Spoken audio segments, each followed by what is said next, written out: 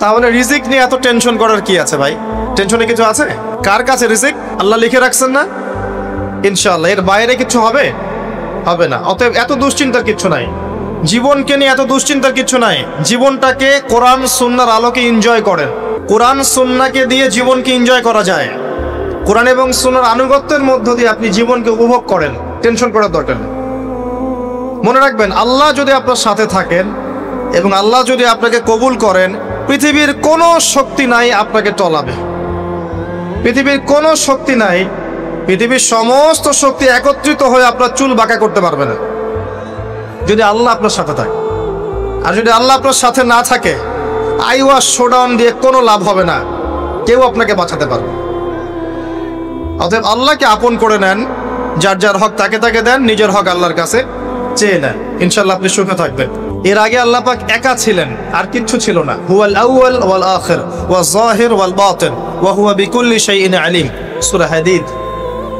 আল্লাহ পাক একা ছিলেন, কোনো কিছু ছিল না, আল্লাহ একা ছিলেন। আবার কোনো কিছু যখন থাকবে না, আল্লাহ একা থাকবেন।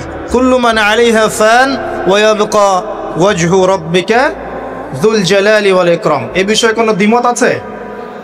এরপরে আল্লাহ পাক সৃষ্টি করেছেন আরশে আজিম। কি সৃষ্টি করেছেন? বিশাল আরশ, যার ছায়ায় আল্লাহ পাক কিয়ামতের মাঠে 7 শ্রেণীর মানুষকে ছায়া দিবেন। 7 শ্রেণী: 1, ন্যায়পরায়ণ বাদশা, যেটা এই বিশ্বে খুঁজে পাওয়াটা পূর্ণিমা চাঁদের মতো। 2, সেই যুবক যে তার পুরো যৌবনকাল আল্লাহর পথে ব্যয় করেছে, এটা সুযোগ আপনার সামনে আছে, আপনি লুফে নিতে পারেন, এই সুযোগটা আপনার সামনে আছে। 3, ওই ব্যক্তি যার কলব বা অন্তর মসজিদের সাথে ঝুলন্ত থাকে, টিকটকের সাথে নয়, মসজিদের সাথে ঝুলন্ত থাকে। এখনকার যুব সমাজের অন্তর অনলাইনে ঝুলন্ত থাকে, দেখবেন। 4, ওই 2 ব্যক্তি, যেই 2 ব্যক্তি পরস্পরকে শুধুমাত্র আল্লাহর জন্য ভালোবাসে। এখানে বয়ফ্রেন্ড গার্লফ্রেন্ড সম্পর্ক বোঝানো হয়নি। এই দুনিয়ার স্বার্থে জর্জরিত ভালোবাসার বাইরেও ডিভাইন একটা ভালোবাসা আছে, সেটা হচ্ছে আল্লাহর জন্য ভালোবাসা। আর যখন আপনি কাউকে আল্লাহর জন্য ভালোবাসবেন, তখন আপনি কষ্ট পাবেন না ইনশাআল্লাহ। যখন আপনি ভালোবাসার মানুষের কাছে কিছু প্রত্যাশা করবেন, তখন আপনি কষ্ট পাবেন পদে পদে। আল্লাহর জন্য ভালোবাসেন মানুষকে, আপনি কষ্ট পাবেন না ইনশাআল্লাহ। 2 ব্যক্তি যারা পরস্পরকে আল্লাহর জন্য ভালোবাসে, আরো সে ছায়া ছায়া পাবে।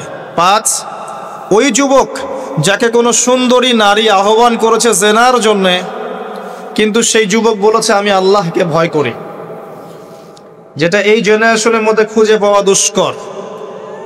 বরং তারা উল্টা প্রত্যাশায় থাকে যে কখন কোনো মেয়ে আমাকে প্রপোজ করবে।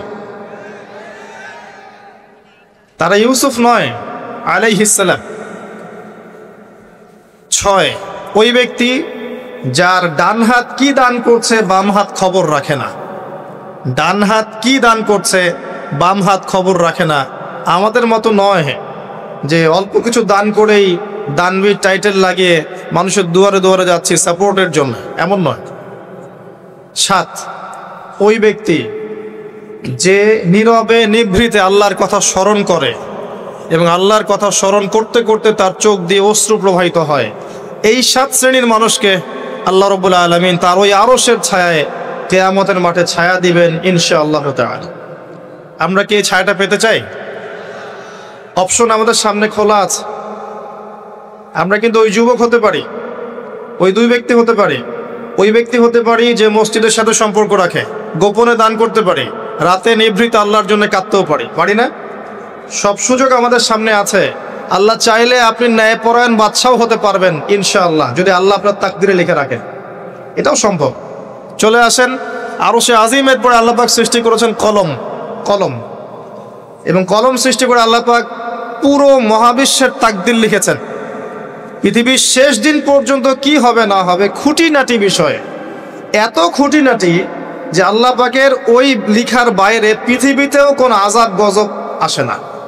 যা লিখা আছে ওটাই আসবে। পৃথিবীতে যা আসছে যে আযাব, যে বিপদ, যে বালা মুসিবতগুলো আসছে আসমানি এবং জমিনের, এগুলোও আল্লাহর কাছে লেখা আছে। বলেন সুবহানাল্লাহ। এমনকি এই পৃথিবীতে কতজন মানুষ এসেছে, চলে গেছে এবং আসবে, এই হিসেব আল্লাহর কাছে আছে।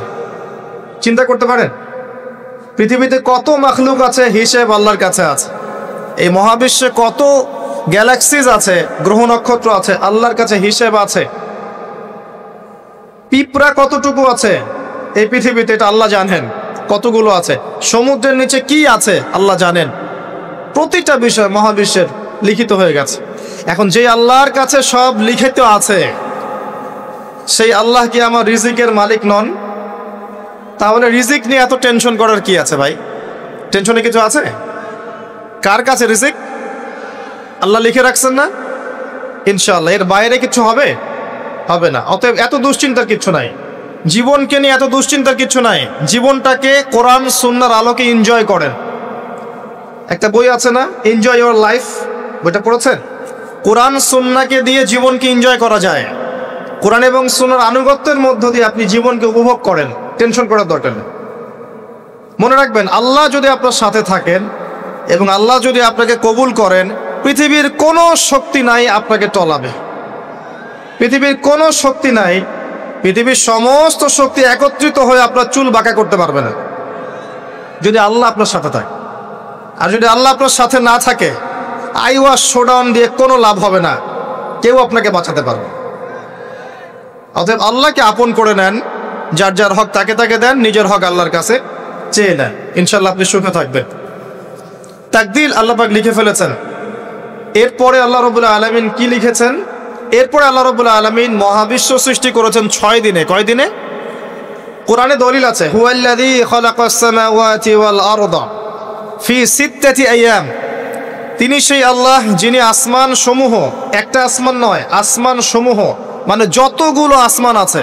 আর আমরা জানি 7টা আসমান আছে। কয়টা? 7টা মহাবিশ্ব আছে। এখন পর্যন্ত সায়েন্স যত কিছু আবিষ্কার করেছে, এগুলো প্রথম মহাবিশ্বের আবিষ্কার। দ্বিতীয়টাতে ওরা যেতেই পারেনি এখন পর্যন্ত। অতদূর পর্যন্ত স্পেসশিপ যেতেই পারবে না। কথা কি বুঝতে পারছেন? এটা প্রথম আসমানের বিষয়। এরকম আরো 6টা আসমান মহাবিশ্ব আল্লাহ পাক প্রস্তুত করেছেন। তারপরে আছে সিদরাতুল মুনতাহা, তার উপর একটা মহাসাগর আছে, তারপরে কুরসি, তার উপর আরশে আজিম। আর আরশে আজিমের উপরে আল্লাহ সুবহানাহু ওয়া তাআলা। এখানে একজন মানুষ ওই পর্যন্ত চলে গিয়েছিলেন। তিনি কে? মুহাম্মদুর রাসূলুল্লাহ সাল্লাল্লাহু আলাইহি ওয়াসাল্লাম। তার মর্যাদা আর বোঝার বাকি আছে? তো সবার প্রতি অনুরোধ থাকবে, সেই ব্যক্তি, সেই নবী মুহাম্মদ সাল্লাল্লাহু আলাইহি ওয়াসাল্লামের সুন্নাহ মাফিক জীবনযাপন করেন। আল্লাহ পাক তৌফিক দান করুন। এবং এই সুন্নাহটা জীবনের একটা ক্ষেত্রে মানলে হবে না, জীবনের সমস্ত ক্ষেত্রেই মানতে চেষ্টা করতে হবে। আল্লাহ পাক তৌফিক দান করুন। আমিন। আল্লাহ রাব্বুল আলামিন এরপরে মহাবিশ্ব সৃষ্টি করে দীর্ঘদিন পর্যন্ত, অনন্তকাল বলবো না, দীর্ঘদিন পর্যন্ত মানুষ সৃষ্টি করেন নাই। জি, সূরা দাহরের প্রথম আয়াতে আল্লাহ পাক বলেছেন, হাল আতা আলাল ইনসান হিনু মিনাদ দাহরি লাম ইয়াকুন শাইআম মাযকুরা। মানুষের উপরে এমন একটা সময় চলে গেছে যে মানুষ কোনো আলোচ্য বিষয় ছিল না। মানে মানুষ সৃষ্টি করা হবে, এখন দুনিয়া যা হচ্ছে দেখতে পাচ্ছেন, আমরা কোনো টপিকই ছিলাম না। এত সময় চলে গেছে মহাবিশ্ব। এখন মনে হয় দুনিয়াটা আমাদের, তাই না? মানুষই সব, মানুষই এই দুনিয়ার পলিটিক্যাল মালিক, ইকোনমিক মালিক, সংস্কৃতির মালিক, পরিবার, ব্যক্তি, সমাজ, সবকিছু মালিককে মালিক মনে হয় এখন মানুষকে। কিন্তু এমন একটা সময় ছিল যখন আল্লাহ বলছেন মানুষ সৃষ্টি হবে, এই বিষয়টা অনেক দূরের পথ ছিল। আল্লাহর জ্ঞানে ছিল, কিন্তু মহাবিশ্বে মানুষের অস্তিত্ব ছিল না। এই মহাবিশ্বেই মানুষের অস্তিত্ব ছিল না। আল্লাহ রাব্বুল আলামিন মহাবিশ্ব সৃষ্টি করেছেন কুন ফায়াকুন, হও হয়ে যাও। সূরা আম্বিয়ার 30 নম্বর আয়াতে আল্লাহ পাক বলেছেন, আওয়ালাম ইয়ারাল্লাযীনা কাফার, কাফেররা কি লক্ষ্য করে দেখে না, আন্নাস সামাওয়াতি ওয়াল আরদা কানাতা রাতকান ফাফাতাকনাহুমা, কাফেররা কি লক্ষ্য করে দেখে না যে আসমান সমূহ এবং জমিন একটা বিন্দুর মধ্যে একত্রিত ছিল, আমি আল্লাহ এটাকে বিস্ফোরিত করে দিয়েছি, পৃথক করে দিয়েছি। এটা সায়েন্সের একটা থিওরির সাথে মেলে না? কোন থিওরি? তারা বলছে বিগ ব্যাং থেকে সব সৃষ্টি হয়েছে, আর আল্লাহ পাক বলছেন বিগ ব্যাং আমি ঘটিয়েছি। তাহলে চিন্তা যেখানে শেষ, আল্লাহ পাকের কুদরত সেখান থেকে কি শুরু। তা আমরা সীমাবদ্ধতা বুঝতে পারছি সায়েন্সের। আমি নিজেও সায়েন্সের ছাত্র, বাট আমি এটা স্বীকার করি যে সায়েন্স সব কিছুর সমাধান দিতে পারবে না। কারণ আপনি কমন একটা প্রশ্ন করেন যে রুহ কাকে বলে, সায়েন্সকে বলেন যে can you give us the definition of রুহ, আমাদেরকে রুহের সংজ্ঞা দিতে পারবেন? রুহটা কঠিন নাকি তরল না বায়বীয় না কি, আপনি কি ব্যাখ্যা করতে পারবেন? পারবেন না। সিম্পল। জিন জাতির ব্যাখ্যা দেন, ফেরেশতার ব্যাখ্যা দেন, কবর আযাবের ব্যাখ্যা দেন, জান্নাত জাহান্নাম হুর পরীর ব্যাখ্যা দেন। হুর পরি না, হুরুন আইন, ভুল হয়েছে, হুরুন আইন। মিজান, পুলসিরাত এগুলোর ব্যাখ্যা দিতে পারবে? আমাদের আত্মাটারই তো ব্যাখ্যা দিতে পারছে না। ঘুম, স্বপ্নের ব্যাখ্যা দিতে পারবে? ঘুমন্ত অবস্থায় মানুষ হাসছে এবং কাঁদছে, কি জন্যে ব্যাখ্যা দিতে পারবে? স্বপ্ন দেখছে, কোত্থেকে স্বপ্ন আসছে, আর স্বপ্ন মাঝে মাঝে সত্য কেমন করে হচ্ছে, এর ব্যাখ্যা দিতে পারবে? স্বপ্ন সত্যি হয় না? শেষ জামানায় মুমিনদের স্বপ্ন বেশি বেশি সত্য হবে এমনও এসেছে হাদিসে। আখিরুজ্জামানে মুমিনদের স্বপ্ন সত্যি হবে। নবী সাল্লাল্লাহু আলাইহি ওয়াসাল্লাম নবুয়তের আগে এমন স্বপ্ন দেখতেন সকালবেলা সত্য হয়ে যেত। নবুয়তের একটা অংশ স্বপ্ন, 36 ভাগের 1 ভাগ সত্য স্বপ্ন। যাই হোক, আমরা টপিকে চলে আসি। আল্লাহ রাব্বুল আলামিন বিগ ব্যাং দিয়ে মহাবিশ্ব সৃষ্টি করার পর সুদীর্ঘকাল পর্যন্ত মানুষকে সৃষ্টি করেন নাই। এরপরে অনেক সময় পর আল্লাহ পাক ফেরেশতাদেরকে ডেকে বলছেন এই আয়াতটা, যে হে ফেরেশতারা, আমি পৃথিবীতে আমার খলিফা পাঠাতে চাই, মানুষকে আমার খলিফা করে পাঠাতে চাই। খলিফা কি জিনিস? যিনি কাপড় সেলাই করেন তিনি খলিফা? খলিফা কি জিনিস? খলিফার ডেফিনেশনটা শোনে না। আল্লাহ পাক আদম আলাইহিস সালাম ছাড়াও আরো একজন নবীর ব্যাপারে খলিফা শব্দ ব্যবহার করেছেন, তার নাম কি? শুকরান, কে বলেছেন? জাযাকাল্লাহ। দাউদ আলাইহিস সালাম, তার ব্যাপারে আল্লাহ পাক বলেছেন তিনি ছিলেন খলিফা। কোন সূরা? সূরা সাদ। কোন সূরা? সূরা সাদ। আল্লাহ পাক বলেছেন ইয়া দাউদ, হে দাউদ, ইন্না জাআলনাকা খলিফাতান ফিল আরদ, নিশ্চয়ই আমি তোমাকে পৃথিবীতে আমার খলিফা করেছি। সুলাইমান আলাইহিস সালামের সময় এত উন্নত সভ্যতা ছিল যেটা আর কখনো আসবে না, এবং তাকে এত ক্ষমতা দেওয়া হয়েছিল আল্লাহর পক্ষ থেকে, যার কথা নবী সাল্লাল্লাহু আলাইহি ওয়াসাল্লাম স্মরণ করে বলেছিলেন যে একটা জিন আমাকে সালাতের মধ্যে ডিস্টার্ব দিচ্ছিল, আমি ভাবলাম জিনটাকে ধরে বেঁধে রাখবো। এটা আমাদের নবীজি বলছেন, একটা জিন আমাকে নামাজে ডিস্টার্ব করছিল, আমি ভাবলাম জিনটাকে ধরে খুঁটির সাথে বেঁধে রাখি। তখন আমার সুলাইমানের কথা মনে পড়লো, আমার ভাই সুলাইমানের কথা মনে পড়লো যে সুলাইমান আলাইহিস সালামকে আল্লাহ পাক এই ক্ষমতা দিয়েছিলেন। আর সুলাইমান আলাইহিস সালাম আল্লাহর কাছে দোয়া করেছিলেন, আল্লাহ আমাকে যে ক্ষমতা দিয়েছো এরপরে আর কাউকে দিও না, এটা দোয়া করেছিলেন। আমার সুলাইমানের কথা মনে পড়লো, আমি জিনটাকে ছেড়ে দিলাম, বাদলাম না। আমাদের নবী মুহাম্মদ সাল্লাল্লাহু আলাইহি ওয়াসাল্লাম মানুষের সম্মান বুঝতেন। আমাদের নবী মুহাম্মদ সাল্লাল্লাহু আলাইহি ওয়াসাল্লাম অন্যের সম্মান বুঝতেন, আর আমরা তার উম্মাহ, অন্যের সম্মান নষ্ট করতে পারলে আমাদের ভাত হজম হয়। অন্যের সম্মান নষ্ট না করা পর্যন্ত ভাত হজম হবে না। আর মুহাম্মদ সাল্লাল্লাহু আলাইহি ওয়াসাল্লাম অন্যের সম্মান বুঝতেন। আসেন, সুলাইমান আলাইহিস সালাম এবং দাউদ আলাইহিস সালাম এই জেরুজালেম থেকে বিশ্ব শাসন করেছিলেন। আর জেরুজালেম চিনেন তো আপনারা? কোন দিকে? চায়নার দিকে, রাশিয়ার দিকে, নাকি আমেরিকার দিকে? আচ্ছা, ওইদিকে আমরা পরে আসবো ইনশাল্লাহ। সভ্যতার সংকটের শেষের দিকে আমরা ওইদিকে আসবো ইনশাল্লাহ। এবার আসেন, দাউদ আলাইহিস সালামকে আল্লাহ পাক বলছেন তোমাকে খলিফা করেছে পৃথিবীতে, তোমার কাজ কি? ফাহকুম বাইনান নাসি বিল হক, হে দাউদ তোমার কাজ হচ্ছে মানুষের মাঝে ন্যায় বিচার করা, মানুষের মাঝে ন্যায় বিচার করা, হকের মানদণ্ডে বিচার করা। হকটা কি এর উত্তরও কোরআন আপনাকে দিবে। কোরআনের চেয়ে কি আমি ভালো উত্তর দিতে পারবো? কোনটা হক কোনটা বাতিল, কোনটা ন্যায় কোনটা অন্যায়, আমি কি বেশি বুঝি না আল্লাহ বেশি বোঝেন? কোথায় স্পষ্ট করা আছে? আমার মস্তিষ্কে না কোরআনে? কোরআনের সূরা কাহাফ খোলেন, আল্লাহ পাক বলেছেন ওয়াকুলিল হাক্কু মির রাব্বিকুম, হে নবী আপনি বলে দিন সত্য সেটাই যা তোমার রবের পক্ষ থেকে নাজিল হয়। আর কিছু বলার দরকার আছে? ফামান শাআ ফালইউমিন, যার ইচ্ছা হয় সে স্বীকার করুক, ঈমান নিয়ে আসুক। ওয়ামান শাআ ফালইয়াকফুর, যার ইচ্ছা হয় অস্বীকার করুক। ইন্না আ'তাদনা লিয-যালিমিনা নারান, অস্বীকারী জালেমদের জন্য আমি জাহান্নামের আগুন প্রস্তুত করে রেখেছি। বাস, আর কিছু বলার প্রয়োজন আছে? সূরা বাকারা আল্লাহ বলেছেন আল হাক্কু মির রাব্বিক ফালা তাকুনান্না মিনাল মুমতারিন, হক তোমার রবের পক্ষ থেকে আসে, তুমি সন্দেহবাদীদের অন্তর্ভুক্ত হও না। আসলে এটা হক কিনা, এই যুগে চলে কিনা, এই সন্দেহের অন্তর্ভুক্ত হও না। ইসলাম চির নতুন, চির প্রাচীন, চির আধুনিক, প্রত্যেকটা যুগের জন্য, শুধুমাত্র একটা যুগের জন্য নয়, এবং শুধু মুসলিমদের জন্য নয়, সবার জন্যেই। কোরআন এবং সুন্নাহ শুধু আমাদের সম্পত্তি নয়, পুরো মানব জাতির সম্পত্তি। এখানে সবার হেদায়েত আছে, হোক সে হিন্দু ভাই বা খ্রিস্টান ভাই বা বুদ্ধিস্ট বা জিউস, যেই হোক না কেন, সবার হেদায়েত এখানে আছে। আসেন, আল্লাহ পাক কোরআনকে হক বলছেন। এটাও বলে রাখি, যখন তাওরাত নাজিল হয়েছিল তখন তাওরাত হক ছিল, তখন ওটাই ছিল হক। যখন জাবুর নাজিল হয়েছে জাবুরই হক ছিল। যখন ইনজিল নাজিল হয়েছে ইনজিলই হক ছিল। যখন থেকে কোরআন নাজিল হয়েছে এখান থেকে নিয়ে কিয়ামত পর্যন্ত হকের কি অন্য কোনো মানদণ্ড আছে? এটা মানতে কোনো আপত্তি আছে? হ্যাঁ, এখন কোনো কিছু যদি কোরআন সুন্নাহর সাথে মিলে যায় মানতে আমাদের কোনো আপত্তি নাই। কেউ একটা মতবাদ দিয়েছে, একটা দর্শন দিয়েছে, একটা সায়েন্টিফিক থট দিয়েছে, যেটা কোরআনের সাথে মিলে গেছে, হাদিসের সাথে মিলে গেছে, মানতে আমাদের কোনো আপত্তি নাই। আমরা চোখ বন্ধ করে মানবো ইনশাআল্লাহ, কোনো সমস্যা নেই।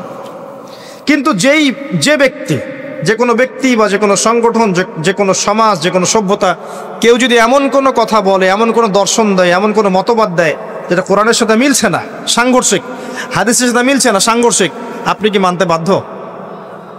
এটা না মানাটাই আপনার ঈমানের পরিচয়। তো আল্লাহ পাক দাউদ আলাইহিস সালামকে বলছেন তুমি এই হকের মানদণ্ডে বিচার ফয়সালা করো। ওয়ালা তাত্তাবিউল হাওয়া, নিজের প্রবৃত্তির অনুসরণ করো না। প্রবৃত্তি মানে নিজের মন গড়া বিষয়ের অনুসরণ করো না। ইউদিল্লুকা আন সাবিলিল্লাহ, তাহলে এটা তোমাকে আল্লাহর রাস্তা থেকে সরিয়ে দিবে। নিশ্চয়ই যারা প্রবৃত্তির অনুসরণ করেছে তারা আল্লাহর পথ থেকে সরে গেছে। এই কারণে বিমা নাসু ইয়াউমাল হিসাব, তারা হিসাবের দিনটা ভুলে গেছে। আমি কি বুঝাতে পারছি ভাই? তাহলে আল্লাহ পাক খলিফার ফাংশন দিলেন। খলিফার কাজ কি তাহলে? খলিফার কাজ হচ্ছে আল্লাহর পক্ষ থেকে আসা সত্যের মানদণ্ডে মানুষের মাঝখানে ফয়সালা করা। আমার কথা ক্লিয়ার? পরিবেশ পরিস্থিতি যদি অনুকূলে না থাকে সে করবে না, তার ক্ষমতা নাই। লা ইউকাল্লিফুল্লাহু নাফসান ইল্লা ওয়াসআহা। কিন্তু আকীদা রাখতে কি কোনো সমস্যা আছে যে এটাই চূড়ান্ত সত্য? আমি তো আগেই বলেছি, এই যুগে সারেন্ডার করতে হবে। আপনি 100% ইসলাম ফলো করতে পারবেন না। তো 100% ইসলাম ফলো করা এই যুগে আমার মতে পসিবল না, ইল্লা মাশাআল্লাহ। তো আল্লাহ পাক যদি কিছু মানুষকে বাছাই করে তৌফিক দেন, সেটা আল্লাহ পাকের নিজস্ব ব্যাপার, ইখতিয়ার, স্বাধীনতা। আসেন, আল্লাহ রাব্বুল আলামিন এখানে খলিফার ফাংশন বললেন এবং আদম আলাইহিস সালামকে এই খলিফা করে পৃথিবীতে পাঠালেন। সভ্যতার শুরু হলো। সভ্যতার শুরু রোমকদের দ্বারা হয় নাই, সভ্যতার শুরু পশ্চিমাদের দ্বারা হয়নি, সভ্যতার শুরু হয়েছে নবীদের দ্বারা। সর্বপ্রথম সভ্যতার ধারক বাহক হচ্ছেন আদম আলাইহিস সালাম, যাকে আল্লাহ পাক খলিফা করে পৃথিবীতে পাঠিয়েছেন। যে বা যারা পৃথিবীতে আল্লাহর বিধান অনুযায়ী চলছে তারা আল্লাহর খলিফা। কথা বুঝতে পারছেন? আর যারা পৃথিবীতে আল্লাহর বিধান অনুযায়ী চলছে না তারা আল্লাহর খলিফা নয়, তারা শয়তানের খলিফা। এবার আসেন, আদম আলাইহিস সালামকে সৃষ্টি করার পরেই কি পৃথিবীতে পাঠানো হয়েছে? না, আগে কি করা হয়েছে? আগে জ্ঞান শিক্ষা দেওয়া হয়েছে। শুরু থেকেই জ্ঞান আছে, আর এই জ্ঞান সৃষ্টিগতভাবে আমাদের মধ্যে ছিল না, আল্লাহ পাক শিখিয়েছেন। তাহলে সভ্যতা এগিয়ে যাবে কিভাবে? জ্ঞান চর্চার মধ্য দিয়ে। বুঝতে পারছেন? আগে জ্ঞান। এখনো যদি আপনি একটা সুন্দর সভ্যতা চান, জ্ঞান চর্চা, এছাড়া কোনো অপশন নাই। জ্ঞান এর চর্চা, প্রচার, সভ্যতা, সমাজ সুন্দর হবে ইনশাআল্লাহ। এরপর কি হলো? সভ্যতা এগিয়ে গেল কিভাবে? তার বুকের হাড় থেকে হাওয়া আলাইহিস সালাম, এই যে সভ্যতার একটা অংশ, মহিলাদেরকে ছাড়া কি আপনি সমাজ চিন্তা করতে পারবেন? তারা আমাদের মধ্য থেকেই সৃষ্টি, এবং বাঁকা হাড় থেকে। জোরে চাপ দিতে যায় না, ভেঙে যাবে। জোরে চাপ দিতে যায় না, ভেঙে যাবে। বাস্তব অভিজ্ঞতা থেকেই বলছি। আর ছেড়ে দিলে আবার ওইভাবেই থেকে যাবে। এই জন্য উত্তম নসিহতের মধ্য দিয়ে একটু মানায় টানায় চলতে হবে আর কি। দুনিয়ার জীবন সবকিছু 100% মনের মতো হবে না, একটু মানায় নিয়ে চলতে হবে। কারণ আমি নিজেও সাহাবী নই, দেখবেন আমার স্ত্রীও মহিলা সাহাবী নন, আপনিও সাহাবী নন, আপনার স্ত্রীও মহিলা সাহাবী নন। তাই ওই হিসাব কিতাব করে লাভ নাই। আমরা সবাই অপরাধী, সবার মাঝে ল্যাকিংস আছে। এই জন্য সবার উচিত সবার ভুলগুলোকে ক্ষমা করে দুনিয়ার জীবনটা হৃদ্যতা, ভালোবাসার সাথে কাটানো। তাহলে পরিবার ঠিক থাকবে ইনশাআল্লাহ। এরপরে কি? পরীক্ষা। কিসের পরীক্ষা? এই গাছের কাছে যেও না। কোন গাছ? এই প্রশ্নের দরকার নাই তো আমার, কোন গাছ? যে গাছই হোক, এই গাছের কাছে যেও না। তার আগে আল্লাহ পাক বলে দিলেন আদম আসো। ফেরেশতাদেরকে ডাকলেন, আদম তুমি এই নামগুলো বলে দাও। তিনি সব নাম বলে দিলেন। ফেরেশতাদেরকে আগে জিজ্ঞাসা করেছিলেন তোমরা বলে দাও, তারা বলেছে লা ইলমা লানা ইল্লা মা আল্লামতানা। এখানে জ্ঞানের মধ্য দিয়ে আল্লাহ পাক আদম আলাইহিস সালামকে সম্মানিত করলেন। জ্ঞান, সম্মান, নবী, সভ্যতার সূচক। আমার কথা কি বুঝতে পারছেন? এরপরে ইবলিস, সবাই সেজদা করলো। আদম জ্ঞানে জয়ী হয়েছে, তোমরা সবাই তাকে সেজদা করো। আল্লাহ পাক আদম আলাইহিস সালামকে বড় করলেন, কারণ তিনি তাকে ভালোবাসেন। আল্লাহ পাক আমাদেরকে ভালোবাসেন, বাসেন না? আল্লাহ পাক আমাদেরকে প্রচন্ড ভালোবাসেন। আর আপনি যাকে ভালোবাসবেন তাকে বড় করতে চাইবেন না? আল্লাহ পাক আদম আলাইহিস সালামকে উঁচু করলেন, তোমরা আদমকে সিজদা করো। ওয়া ইয কুলনা লিল মালাইকাতি ইসজুদু লিআদম ফাসাজাদু, সবাই সিজদা করলো ইল্লা ইবলিস। ইবলিস কেন সিজদা করলো না? কিয়াস করলো, খলাকতানি মিন নার ওয়া খলাকতাহু মিন তিন। আমাকে সৃষ্টি করেছেন আগুন দিয়ে, তাকে সৃষ্টি করেছেন মাটি দিয়ে, আমি কেন তাকে সিজদা করতে যাব? রিমেম্বার, লিসেন টু মি, ইবলিসের জ্ঞান ছিল, ইবলিসের আমল ছিল। আই রিপিট, ইবলিসের জ্ঞান ছিল, ইবলিসের আমল ছিল। ইবলিসের মাঝে বিনয় ছিল না, অহংকার ছিল। ইবলিস ধ্বংস হয়ে গেছে। যদি আমাদের জ্ঞান, আমাদের ডিগ্রি, আমাদের সার্টিফিকেট আমাদেরকে অহংকারী বানায়, আমরা ইবলিসের কাতারভুক্ত হয়ে যাব, নাউযুবিল্লাহ। ঠিক আছে?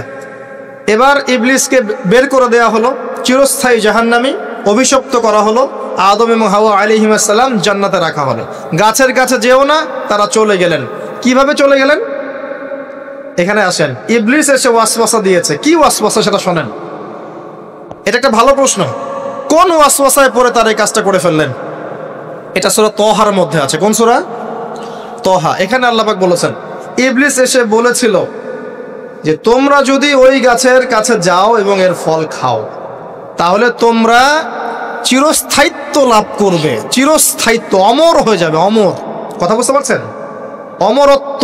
এই অমরত্বের টোপ দিয়ে ইবলিস এভাবে ওয়াসওয়াসা দিয়েছে আমাদের পিতাকে, আমাদের মাকে। এর ফলশ্রুতিতে আল্লাহ রাব্বুল আলামিন আমাদেরকে নামিয়ে দিয়েছেন পৃথিবীতে। আল্লাহ পাক নামিয়ে দেওয়ার সময় আদম এবং হাওয়া আলাইহিস সালাম তাদেরকে ক্ষমা করে দিয়েছেন, কিন্তু একটা সময় দিয়েছেন, এখন আর জান্নাতে থাকা হবে না, পৃথিবীতে চলে যাও, এখানেও চিরস্থায়ী জীবন পাবে না, নির্দিষ্ট সময় থাকবে। এর মধ্যে আমি তোমাদের রিজিক দিব, তোমাদেরকে আমি খাবার দিব, বাসস্থান দিব, সব কিছু দিব, স্ত্রী সন্তান যা যা লাগে মৌলিক চাহিদা সব দিব। তখন যদি তোমরা আমার হেদায়েতকে মেনে চলো, আবার জান্নাতে ফিরে আসবে। যদি না মানো, ইবলিসের সাথে জাহান্নাম। কথা ক্লিয়ার? সহজ সরল জীবন দর্শন, দ্য ফিলোসফি অফ লাইফ। এত দর্শন শেখার দরকার নাই। আমরা দর্শনের বই পড়তে পড়তে মাথা খারাপ হয়ে গেছে। পশ্চিমা দর্শন, জৈন দর্শন, চারবাক দর্শন, ইউরোপিয়ান দর্শন, আধুনিক দর্শন পড়তে পড়তে অবস্থা খারাপ। মার্ক্সীয় দর্শন। সুবহানাল্লাহ, একটা সহজ সরল জীবন দর্শন আল্লাহ দিয়েছেন। সূরা বাকারার আয়াত নাম্বার 38 এবং 39, দুইটা আয়াত। কি দর্শন? আল্লাহ বলছেন, কুল নাহবিতু মিনহা জামিআ। আমি আল্লাহ বললাম তোমরা সবাই নেমে যাও। কারা কারা সবাই? আদম, হাওয়া, ইবলিস, তোমরা নেমে যাও পৃথিবীতে। ফাইম্মা ইয়াতিয়ান্নাকুম মিন্নি হুদান, তোমাদের কাছে আমার পক্ষ থেকে হেদায়েত আসবে। কি আসবে? এই যে তাওরাত, জাবুর, ইনজিল, কোরআন, আল্লাহর বাণী, ওহী, এগুলো আসবে, রাসূল আসবেন। ফামান তাবিআ হুদায়া ফালা খাউফুন আলাইহিম ওয়ালা হুম ইয়াহজানুন, যে বা যারাই আমার এই হেদায়েতকে মেনে চলবে তাদের বিন্দু মাত্র ভয় নাই, কোনো টেনশন নাই, কোনো ভাবনা নাই, ইনশাআল্লাহ আবার জান্নাতে ফিরে আসবে ইনশাআল্লাহ। সুসংবাদ, ঠিক আছে? তারপরের আয়াত আল্লাহ পাক বলছেন ওয়াল্লাযীনা কাফারু ওয়া কাযযাবু বিআয়াতিনা, কিন্তু যারা আমার আয়াতকে মিথ্যা প্রতিপন্ন করবে এবং অস্বীকার করবে, কুফরি করবে, ফাউলাইকা আসহাবুন নার, এরা হবে জাহান্নামের অধিবাসী। কার সাথে? ইবলিসের সাথে। হুম ফিহা খালিদুন, তারা সেখানে চিরস্থায়ী হবে। সহজ সরল জীবন দর্শন, দ্য ফিলোসফি অফ লাইফ। মানলেই শান্তি, না মানলেই অশান্তি। এরপর একটা চ্যালেঞ্জ, ইবলিস চ্যালেঞ্জও করছে, আল্লাহ তুমি আমাকে বের করে দিয়েছ, ঠিক আছে, আমি আদম সন্তানের ডান দিক থেকে আসব, বাম দিক থেকে আসব, সামন থেকে আসব, পিছন থেকে আসব, তাকে আমি জাহান্নামের পথে নিয়েই ছাড়ব। এটা মনে রাখেন মাথার মতো, ইবলিসের চ্যালেঞ্জ। আর আল্লাহ পাকও সতর্ক করলেন ইন্নাহু লাকুম আদুউম মুবিন, সে তোমাদের স্পষ্ট শত্রু। এবার পৃথিবীতেও নামিয়ে দিলেন, হেদায়েতও পাঠাচ্ছেন, নবী রাসূল পাঠিয়েছেন। সভ্যতা আস্তে আস্তে এগিয়ে চলল।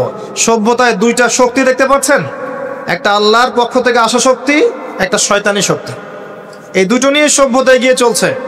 আবারও বলছি, সভ্যতা শুরু হয়েছে নবী দ্বারা, রোমকদের দ্বারা নয়। সভ্যতা শুরু হয়েছে নবী দ্বারা। মানুষ আগে গাছের ছাল পাতা পরে থাকতো না। সূরা আরাফে আল্লাহ পাক বলেছেন আমি মানুষের জন্য, আদম হাওয়া আলাইহিস সালাম, তাদের জন্য লেবাস পাঠিয়েছি, পোশাক পাঠিয়েছি। আমি লেবাস নাজিল করেছি উপর থেকে। লোহার খনি দেখেছেন? লোহার খনি কেউ কি বিশ্বাস করবে যে লোহা মহাকাশ থেকে পৃথিবীতে এসে পড়েছে? ওয়ানজালনাল হাদিদ, আল্লাহ পাক বলছে আমি হাদিদ নাজিল করেছি। কোরআন নাজিল করা বোঝেন? কোরআন নাজিল মানে কি? আল্লাহর উপর থেকে কোরআন আসেনি। জিবরাইল আলাইহিস সালাম কোরআন নিয়ে আসছেন না নিচে মুহাম্মদ সাল্লাল্লাহু আলাইহি ওয়াসাল্লামের কাছে? এই যে কোরআন নাজিল হচ্ছে, আনজালা। আল্লাহ পাক এই কথা বলছেন যে লোহা আমি নাজিল করেছি। লোহার একটা অণু আপনি তৈরি করতে পারবেন পৃথিবীতে ল্যাবে বসে? সুবহানাল্লাহ। আল্লাহ পাক নাজিল করেছেন। ঠিক একইভাবে আল্লাহ পাক পোশাক নাজিল করেছিলেন আদম এবং হাওয়া আলাইহিস সালাম তাদের জন্যে। তারা গাছের ছালপাতা পরে ঘোরাফেরা করতেন না। বোগাস কথাবার্তা শেখায় মানুষ। এবং কৃষিকাজ, আপনার প্রযুক্তি, আপনার পরিবার গঠন, সন্তান প্রতিপালন, একজন মানুষের জীবন যাপনের জন্য যত কিছু প্রয়োজন, সব জ্ঞান আল্লাহ পাক আদম আলাইহিস সালামকে শিক্ষা দিয়েছিলেন। দুনিয়াতে আসার পরে যখন যেটা প্রয়োজন হয়েছে, ওহী নাজিল হয়েছে, জিবরাইল আলাইহিস সালাম তাকে শিখিয়ে দিয়েছেন। মানুষ গুহার মধ্যে ছবি এঁকে এঁকে থাকতো, আর এরা বলছে আদম আলাইহিস সালাম বানর থেকে হয়েছেন। নাউযুবিল্লাহ, সুবহানাল্লাহ। এটা যারা বিশ্বাস করে তারা সরাসরি কোরআনের সাথে কুফরি করছে, স্পষ্ট কাফের। আদম আলাইহিস সালাম আল্লাহ পাক তাকে হাত দিয়ে সৃষ্টি করেছেন, নিজের হাতে সৃষ্টি করেছেন। তিনি বানর থেকে মানুষ হননি। হ্যাঁ, যারা এই মতবাদটা দিয়েছে ওরা বানর থেকে মানুষ হতে পারে, আমরা হই না। বরং সূরা বাকারায় আপনি উল্টা চিত্র দেখতে পারবেন।